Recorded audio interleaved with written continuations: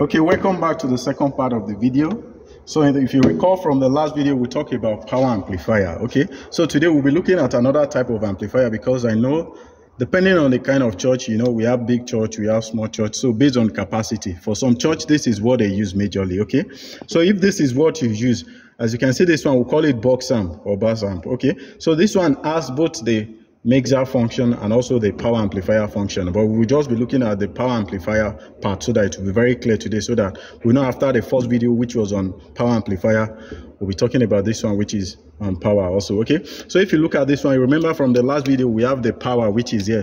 This is just the major switch, very straightforward. Okay, you can see this port for phone.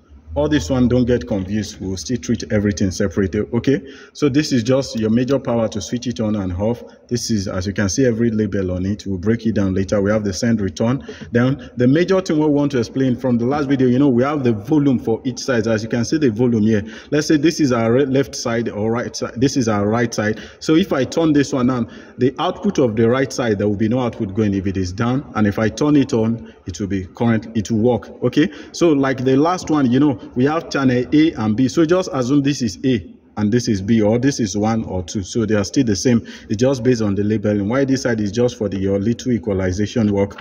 Okay, so let's go to the back view so that we'll look at what we have there also.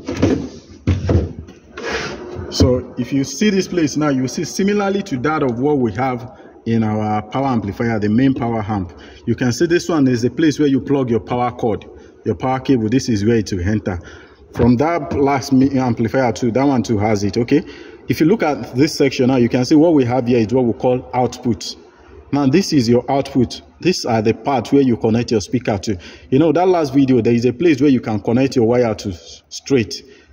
You can connect your wire there, but this one you just have to use your plug. That is where you connect your wire. We'll still break that one into different sections. Okay, just get it very clear. This is the output side. That means you have your switch, you have your main input, and you have your output. So this is the side that deal with output. That is the part that is going directly to your speaker. Okay, so just watch out for the next video as we continue. Thank you so much.